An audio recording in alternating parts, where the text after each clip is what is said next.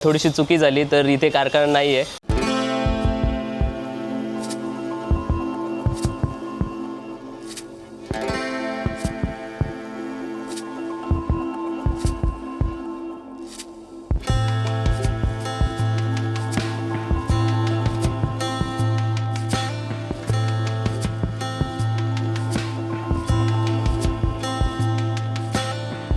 पहिलं तर मी मूर्तिकार नव्हतो, मी माझा व्यवसाय वेगळा होता. पण माझं स्वतःचं मंडळ आहे, पेशवा, मुंबईचा पेशवा.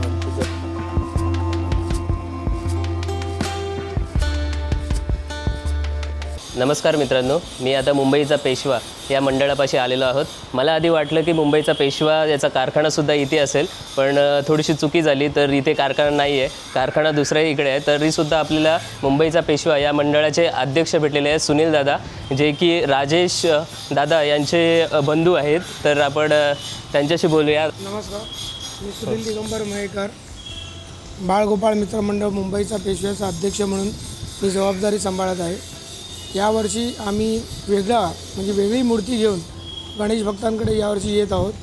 त्याचं आगमन 10 ऑगस्ट रोजी मोठ्या थाटामाटात आणि मोठ्या जल्लोषात होणार आहे. तर आपण सर्व गणेश भक्तांना आवर्जून या उत्सवात सहभागी व्हावं हीच आपल्याला नम्र विनंती करतो. कसं होतं की गुगलला सर्च केलं, शोधत इथपर्यंत आलो आणि अचानक समजलं की इथं नाही, तर कुठे आहे त्याचं लोकेशन वगैरे? आज कागदी मूर्ती म्हटली तर कमीत कमी 6 महिने अगोदर मूर्तीची कामं सुरुवात करायला लागतात. त्या अनुसाराने आपण कारखाना आहे कोळडोंगरी अंधेरी पूर्व इकडे गणेशोत्सवासाठी त्यावेळेला 80 मूर्त्या आल्या. त्यासाठी आम्ही मोठा कारखाना म्हणजे मोठी जागाचा पर्याय नेमून आम्ही कोळडोंगरी इकडे जागा घेतली आहे. तर मित्रांनो, मी चुकून इथपर्यंत आलो, पण आता दादा आपल्याला भेटलेला आहे आणि बोलतात ना की इच्छा तेथे मार्ग आणि गणपती तेथे स्वर्ग. आपण ही सिरीज सुरू केलेली आहे मुंबईचा गणेशोत्सव 2025 चालू केल्यानंतर प्रत्येक क्षणाक्षणाला आपल्याला थोड्याफार अडचणी आल्या, परंतु ते सावरूनसुद्धा घेताना गणपती बाप्पा आले. तसंच दादा आता आपल्यासोबत येणार आहे आणि आता आपण राजेश सरांच्या कार्यशाळेमध्ये जाऊ आणि तिथे पाहणार आहोत की कशाप्रकारे टिश्यू पेपरच्या मूर्ती या साकार केल्या जातात. आणि आता जाऊया दादासोबत. दादा गाडी चालू करते. तर मित्रांनो, आता आपण चाललेलो आहोत त्या राजेश सरांच्या कार्यशाळेमध्ये आणि आपल्यासोबत आहे राजेश सरांचं बंधू सुनील दादा. आणि आता आपण विलेपार्लेचा एक फेरफटकासुद्धा मारणार आहोत. मी सुद्धा विलेपार्लेमध्ये पहिल्यांदाच आलेलो आहे, परंतु आपण मराठी पुस्तकं वाचली तर तुम्हाला पु ल देशपांडे किंवा वपू काळे यांच्या कथाकथनामध्ये विलेपार्लेचा उल्लेख खूप अंशी दिसून येतो. खऱ्या अर्थाने आपण बघितलं ना तर विलेपार्लेची ओळख म्हणून पार्लेजी कंपनी इथे स्थापन झाली. जवळपास 1929 साली पार्लेजी कंपनी स्थापन झाली. तर ती ओळख अजूनपर्यंत टिकून आहे. परंतु आताच्या घडीला गणपती उत्सव सुरू झालं की खऱ्या अर्थाने अजून एक ओळख आपल्याला निश्चितपणे विलेपार्लेची ठळकपणे जाणून येते, ती म्हणजे मुंबईचा पेशवा. आणि तोच पाहण्यासाठी आपण चाललो आहे.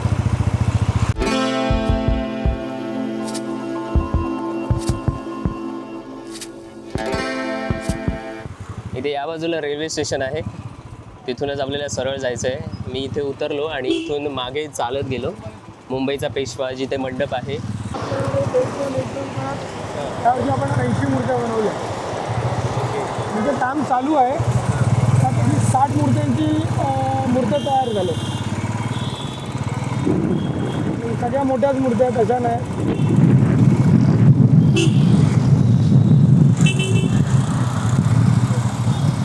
पण आता कागदी मूर्ती आपण बघितलं तर ते बनवणारे खूप कमी असतील ना मुंबईमध्ये? तर मुंबईमध्ये पहिला कागदी गणेश मूर्ती जी बनवली ती माझ्या वडिलांनी आणि मोठ्या भावाने.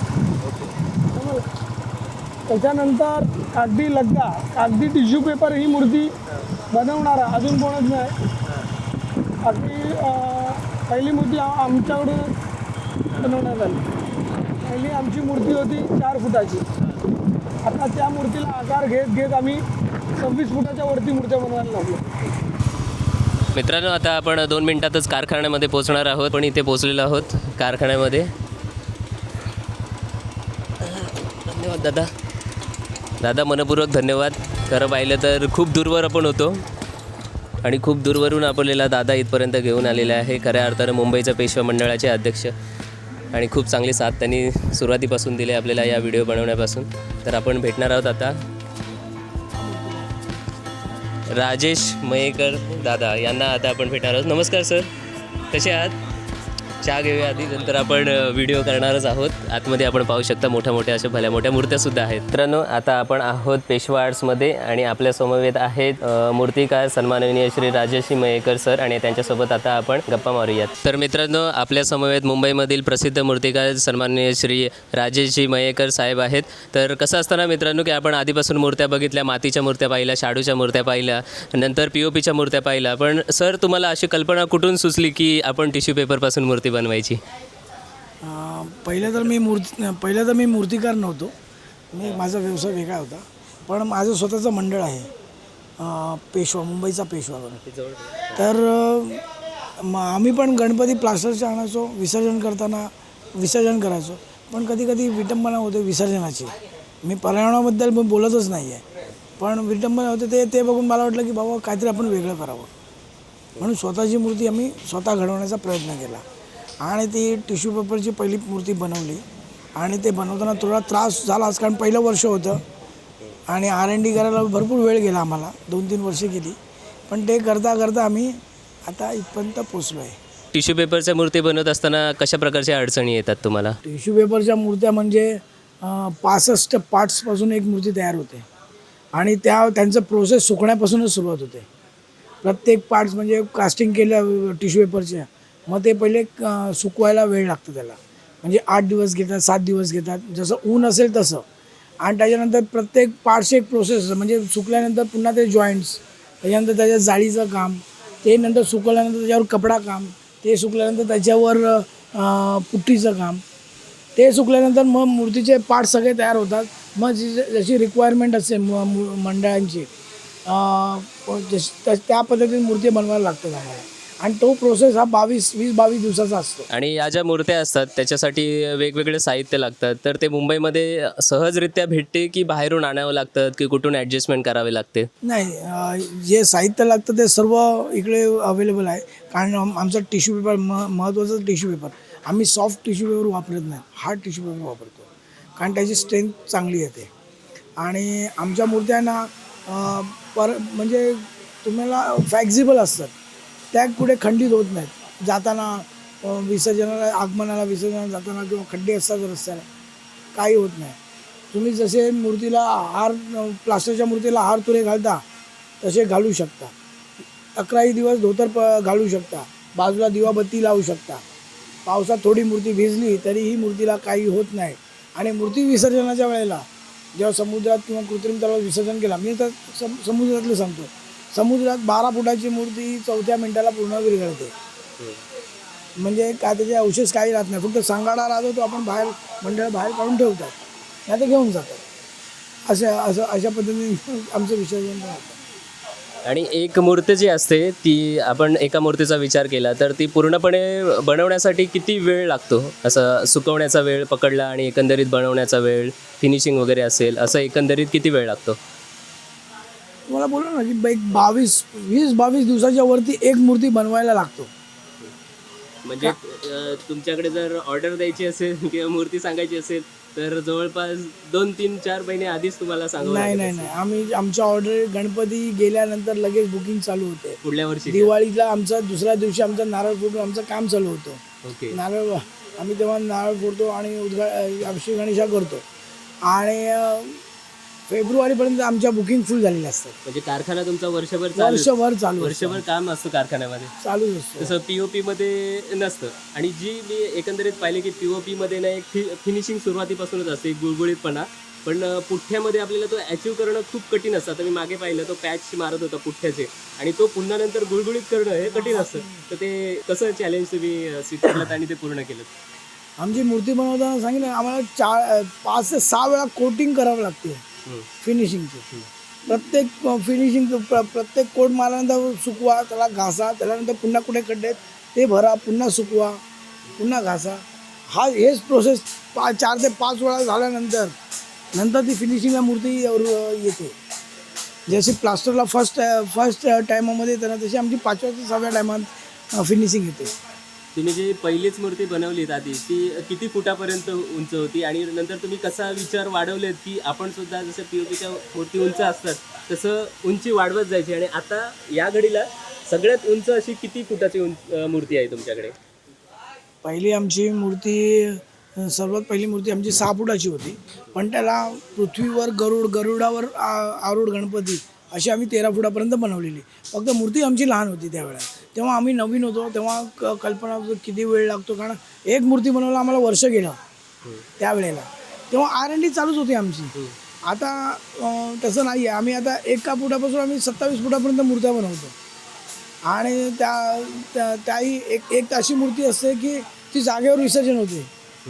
आम्ही ती जागेवरच बनवतो आणि जागेवरच विसर्जन करतो ती मूर्ती. आणि एक अजून एक असतं की बॅलन्सिंग मूर्तीमध्ये तो एक महत्त्वाचा फॅक्टर असतो, कारण की मूर्ती बनवणं, त्यांचं आगमन असतं, आगमन पुन्हा मंडळापर्यंत नेऊन तिथं स्थापना करणं, त्यानंतर विसर्जनाला घेऊन जाणं, या प्रक्रियेमध्ये मूर्ती कुठे पडली नाही पाहिजे. आणि तो बॅलन्सिंग हा एक महत्त्वाचा फॅक्टर असतो. तर तो तुम्ही कसा अचीव केला उंच मूर्तींमध्ये? असं काय POP वजनदार असतं आणि हे हलकं असतं, तर कसं काय फरक पडतो? सगळ्यात पहिली म्हणजे गोष्ट ही हलकी मूर्ती असते. आणि दुसरी गोष्ट आहे म्हणजे मी मूळचा टर्नर आहे, टर्नर वेल्डर आहे. त्याच्यामुळे या किती लोड कुठे येतो आणि किती तो वेल्डिंग वजन घेऊ शकतो, टाका वजन घेऊ शकतो किंवा थ्रेड वजन घेऊ शकतो, ते थोडं कळतं मला. त्यामुळे ते सहजपणे मला काम करायला जमतं या गोष्टीचं. म्हणून बॅलन्सिंग मूर्त्या आम्ही घडू शकतो, एवढा काही त्रास होत नाही आम्हाला. आणि मूर्त्यांचं रंगकाम करताना काही अडचणी येतात का? कारण की POPला लगेच कलर बसतो प्रॉपर, आणि याला हे पाणी लागलं जास्त कारणाने तेव्हा नरमसुद्धा होऊ शकतो कागद, तर तो फरक पडतो का? तसं बघायला गेलं तर आमचे 5-6 कोट चढवल्यानंतर कलरला एवढा काय त्रास होत नाही. तरी पण आमचे 2 कोट चढतातच कलरचे. आणि 2 कोट आम्ही चढवतो का, कारण आमचं सगळ्यात मोठी गोष्ट आगमनाच्या वेळेला. कधी आगमनाच्या वेळेला पाऊस कधी सांगून येत नाही, कधी जोराची सर येऊन जाते. त्याच्यामुळे मूर्तीला काय होऊ नये मूर्ती आम्ही पहिली दक्षता घेतो. मूर्तीवर म्हणजे शेवटी टिश्यू पेपरची असली तरी पण ती मूर्ती पाणी पडलं तर ती खंडित होऊ शकते असा विचार असतो सगळ्यांना. पण तसं काही नाही. आम्ही एवढे कोर्ट असतात ना आमचे की ती मूर्ती पावसात भिजली तरी काही होत नाही. आणि यावर्षीचा मुंबईचा पेशवा याच्याकडे सगळ्यांचं लक्ष असेल, तर किती फुटाचा असणार आहे आणि कशा प्रकारचं त्याचं आगमन वगैरे होणार आहे? मुंबईचा पेशवा हे बोलतं माझं जवळचं मंडळ. मी संस्थापक असल्यामुळे माझा त्याच्यावर जास्त लक्ष त्या मूर्तीवर आहे. पण यावर्षीची मूर्ती पण तशीच होणार आहे, कारण कॅरेक्टर भरपूर आहेत आणि चलचित्रित आहेत. तुम्हाला चांगल्या रूपात तुम्हाला बघायला भेटेल, तुम्ही आवर्जून बघा.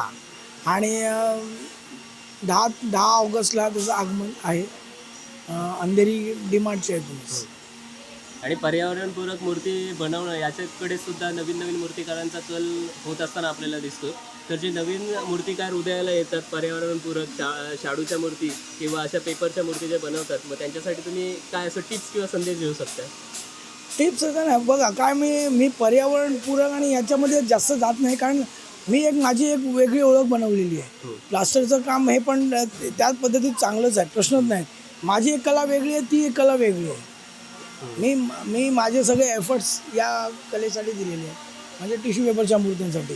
म्हणून कुठली कला छोटी किंवा मोठी नसेल. हां, सगळ्यांनी आपापल्या विचारांनी करावं आणि चांगल्या मूर्त्या, सुंदर मूर्त्या घडवाव्यात आणि त्या प्रेक्षकांना बघायला त्यांना मनमोहक रूप बघायला भेटेल, तेच आमचं चीज आहे. आणि तुम्ही अजून एक आठवण सांगता विजय खातू सरांबद्दल, तर ते जेव्हा तुमची मूर्ती बघायला आलेली आहे तेव्हा तुम्हाला किती आनंद झालेला? खरोखर ते शेवटी विजय खातू सर म्हणजे ते मास्टरच आहेत सगळ्यांसाठीच. तर आले तेव्हा मला अपेक्षा नव्हती, ते आले, त्यांनी बघितली मूर्ती. त्यांना मी एकच प्रश्न विचारला की सर ह्या माझ्या मूर्तीमध्ये भरपूर चुका आहेत. त्यांनी एकच खांद्यावर हात ठेवून एकच सांगितलं, बाबा तू जे केलंस ना ते आम्ही अजून सध्या करू शकत नाही. आम्ही एवढे मोठे मूर्तिकार असून आम्ही हा विचार करू शकत नाही, ते तू करून दाखवलं, त्याच्यामुळे तू छोटा नाही आहेस. तेच माझ्यासाठी मोठी गोष्ट होती ती. नक्कीच. अजून प्रेक्षकांना तुम्ही काय सांगू शकता यंदाच्या गणपती उत्सवासाठी? गणपतीच्या उत्सवासाठी चांगल्या प्रकारे साजरा करूया. सगळ्यांना शुभेच्छा. तुमचा सुद्धा मनापूर्वक धन्यवाद आमच्याशी बोलल्याबद्दल. मनापासून धन्यवाद आणि शुभेच्छा. गणपती बाप्पा मोरया.